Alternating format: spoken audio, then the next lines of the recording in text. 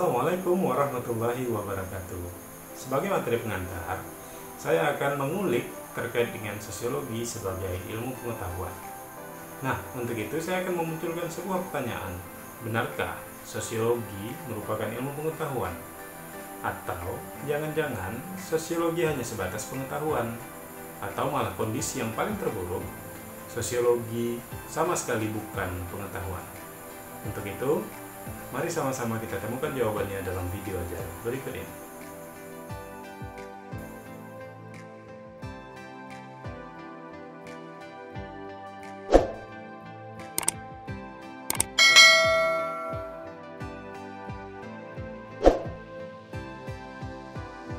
Cogito ergo sum adalah sebuah kalimat pembuka yang sengaja saya tampilkan dalam materi ajar kali ini. Kata-kata ini disampaikan oleh René Descartes, seorang filsuf ternama dari Prancis. Kurang lebih artinya, aku berpikir, maka aku ada. Descartes ingin mencari kebenaran dengan pertama-tama meragukan semua hal.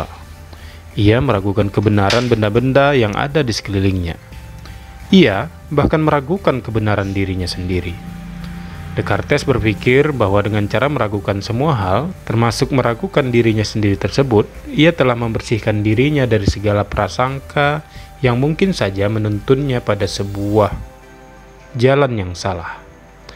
Ia takut bahwa mungkin saja berpikir sebenarnya tidak membawanya menuju kebenaran. Mungkin saja bahwa pikiran manusia pada hakikatnya tidak membawa manusia pada kebenaran, namun sebaliknya malah membawanya pada kesalahan. Artinya, ada semacam kekuatan tertentu yang lebih besar dari dirinya yang mengontrol pikirannya dan selalu mengarahkan pikirannya ke jalan yang salah. Sampai titik ini, Descartes tiba-tiba sadar bahwa bagaimanapun pikiran mengarahkan dirinya pada sebuah kesalahan, namun ia berada dalam satu kondisi bahwa ia tetaplah berpikir. Inilah satu-satunya yang jelas. Inilah satu-satunya yang tidak mungkin salah. Bahwa dalam kondisi itu, ia tetap berpikir. Maka tak mungkin kekuatan tadi membuat kalimat ketika berpikir, sayalah yang berpikir. Dengan demikian, Descartes sampai pada kesimpulan bahwa ketika ia berpikir, maka ia ada. Atau dalam bahasa Latin disebut cogito ergo sum. Aku berpikir, maka aku ada. Hal ini sangat menarik. Bagaimana Allah juga sangat menghargai hamba-hambanya yang mau berpikir. Dan saya memang baru benar-benar menyadari kalau kita memang ada di pikiran kita sendiri. Sekuat apakah kita mampu membangun benteng terhadap pikiran kita, seluas apakah batasan sabar dalam diri kita, sebagaimana kita mengontrol keduanya secara paralel. Sebelum kita masuk kepada pembahasan apakah sosiologi benar-benar merupakan sebuah ilmu pengetahuan, maka ada baiknya kita terlebih dahulu melihat apakah yang dimaksud dengan ilmu pengetahuan, atau orang-orang menyebutnya sebagai sains. Lalu apa pula yang disebut sebagai pengetahuan? Ini penting sebab tidak semua apa yang diketahui di tengah-tengah masyarakat kita adalah pengetahuan. Dan tidak semua pengetahuan itu adalah ilmu pengetahuan. Pengetahuan adalah kesan di dalam pikiran manusia sebagai hasil penggunaan panca inderanya. Hal ini sangat berbeda sekali dengan apa yang disebut sebagai kepercayaan, tahayul, dan penerangan-penerangan yang keliru. Misalnya, di dalam masyarakat kita yang multikultural ini, ada banyak sekali kepercayaan-kepercayaan pada masyarakat tradisional terkait dengan upacara-upacara yang berbau mistis, upacara-upacara yang berbau klinik, perdukunan, penggunaan mantra-mantra, penggunaan jimat, ya, yang diyakini akan membawa keberuntungan dalam melakukan pekerjaan-pekerjaan. Kondisi-kondisi seperti ini sangat jauh sekali dari konsepsi pengetahuan, konon lagi dari konsepsi ilmu pengetahuan. Sebab kepercayaan-kepercayaan yang berbau tahyul tersebut itu akan sangat sulit untuk dibuktikan kebenarannya. Hal tersebut akan menimbulkan ketidakpastian, Sedangkan pengetahuan bertujuan untuk mendapatkan kepastian serta menghilangkan prasangka sebagai akibat ketidakpastian tersebut. Pengetahuan adalah keseluruhan pengetahuan yang belum tersusun, baik mengenai pengetahuan metafisik maupun fisik. Ia adalah kesan di dalam pikiran manusia sebagai hasil dari penggunaan panca indera seperti yang saya sebutkan sebelumnya tadi. Namun, seluruh informasi dalam pengetahuan masih berupa common sense, tanpa memiliki metode dan mekanisme tertentu. Ia cenderung pada trial and error dan berdasarkan pada pengalaman belaka. Hal ini kemudian menunjukkan bahwa tidak semua pengetahuan merupakan suatu ilmu. Hanya pengetahuan yang tersusun secara sistemis saja yang merupakan ilmu pengetahuan. Untuk itu, ada beberapa syarat yang menjadi syarat mutlak sebuah pengetahuan itu dapat dikategorikan sebagai ilmu pengetahuan. Sebelum itu, mari kita lihat dulu apa itu ilmu pengetahuan. Ilmu pengetahuan adalah kumpulan pengetahuan yang tersusun secara sistemik dengan menggunakan kekuatan pemikiran dan selalu dapat diperiksa dan ditelaah secara kritis. Ilmu pengetahuan wajib memiliki objek material dan objek formal sebagai syarat mutlaknya.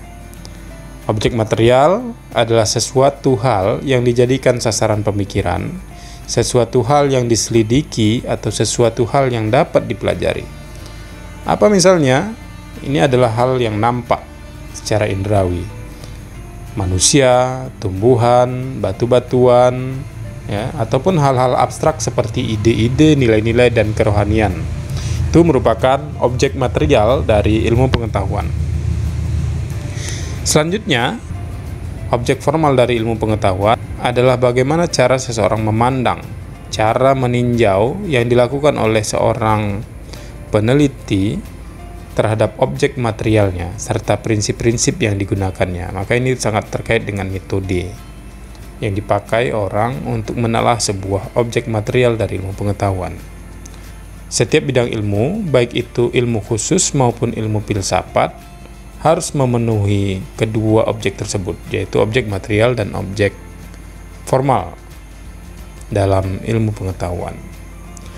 Maka, secara positivistik, ilmu pengetahuan itu dapat diamati dan dapat teramati, dapat diulang dan dapat terulang, dapat diukur dan dapat terukur, dapat diuji dan dapat teruji, dapat diramalkan dan dapat teramalkan. Lalu, bagaimana dengan sosiologi? Benarkah sosiologi merupakan bagian dari ilmu pengetahuan? Kalau kita merujuk pada dua syarat mutlak dalam ilmu pengetahuan yang sudah kita sebutkan tadi, bahwa sosiologi juga memiliki objek material. Apa itu objek materialnya sosiologi? Objek material sosiologi adalah masyarakat. Ada manusia, ada kelompok-kelompok, ada pranata, ada moral, nilai, ya, ada kebudayaan di dalamnya. Kemudian apa yang menjadi objek formalnya? Objek formal sosiologi adalah metode-metode dalam menelaah objek-objek material tadi. Ya, ada banyak sekali metode-metode yang kemudian dipakai sebagai pisau analisis untuk menelaah sebuah masyarakat. Nanti kita akan membahas lebih lanjut terkait dengan metode-metode itu dalam materi ajar berikutnya. Selain itu, ada beberapa unsur ilmu pengetahuan yang sudah terpenuhi di dalam sosiologi. Yang pertama, sosiologi itu bersifat empiris. Yang dimaksud di sini adalah bahwa sosiologi itu didasarkan pada observasi terhadap kenyataan dan akal sehat, serta hasilnya tidak bersifat spekulatif. Bahwa fakta-fakta yang dimunculkan dalam kajian-kajian sosiologis itu bersifat observasi, artinya dapat diamati dan dapat teramati. Kemudian, sosiologi juga bersifat teoritis. Ya, ini menunjukkan bahwa sosiologi selalu berusaha untuk menyusun abstraksi dari hasil-hasil observasi tadi. Abstraksi tersebut kemudian merupakan sebuah kerangka unsur-unsur yang tersusun secara logis serta bertujuan untuk menjelaskan hubungan kausalitas, hubungan sebab akibat.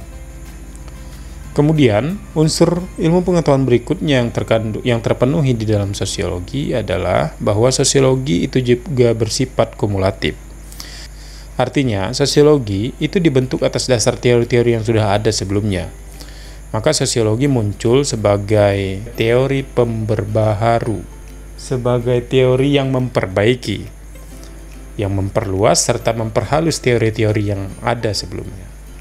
Kemudian, sosiologi juga bersifat non-etis. Artinya apa? Bahwa sosiologi tidak dipakai untuk menilai baik buruknya sebuah fakta. Ya. Sosiologi tidak dipakai untuk menjustifikasi apakah sebuah fenomena yang terjadi di masyarakat itu salah atau benar. Tapi sosiologi justru dipakai untuk menganalisis, untuk menjelaskan secara analitis apa yang sebenarnya sedang terjadi, bukan pada penilaian yang terjadi itu benar atau salah. Nah, 4 unsur itu tadi itu merupakan unsur penting di dalam ilmu pengetahuan: empiris, teoritis, kumulatif, dan non-etis. Dan keempat unsur itu terpenuhi di dalam sosiologi. Maka ini kemudian semakin menguatkan bahwa sosiologi merupakan ilmu pengetahuan. Sosiologi itu berasal dari 2 kata. Satu kata berasal dari bahasa Latin, yaitu socius. Kemudian logos berasal dari bahasa Yunani. Socius dan logos. Socius artinya kawan, berteman. Logos artinya kata atau berbicara atau ilmu. Maka secara sederhana, sosiologi adalah ilmu pertemanan. Jadi buat kalian yang hubungannya selama ini nggak langgeng, sering cekcok, sering berantem, belajarlah kajian-kajian sosiologi, maka hubungan kalian itu akan langgeng. Sebagai ilmu sosial, atau orang justru lebih banyak mengatakan bahwa sosiologi adalah mother of social science, karena sosiologi merupakan rahimnya dari ilmu-ilmu sosial. Dia merupakan ilmu sosial tertua yang ada. Maka objek sasaran kajian sosiologi adalah masyarakat. Secara sederhana kita dapat mengartikan bahwa masyarakat adalah manusia yang hidup bersama dan bercampur untuk waktu yang cukup lama, serta memiliki norma, nilai, dan budaya sebagai ikatan sosial kehidupan mereka. Untuk itu, hal ini kemudian menjelaskan perbedaan sosiologi dengan ilmu-ilmu sosial lainnya. Misalnya kalau kita bandingkan ilmu politik, maka yang menjadi objek kajiannya adalah kekuasaan.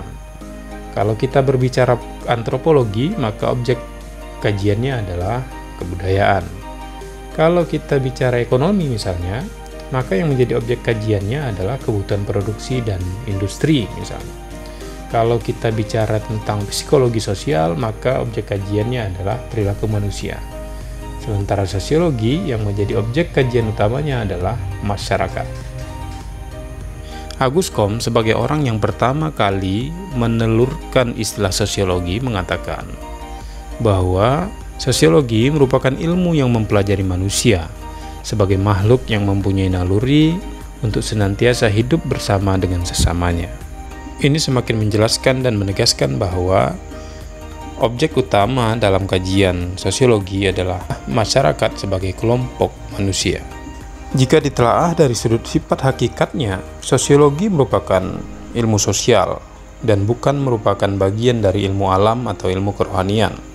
Sosiologi juga bukan merupakan disiplin yang normatif, tetapi merupakan disiplin yang kategoris. Artinya apa?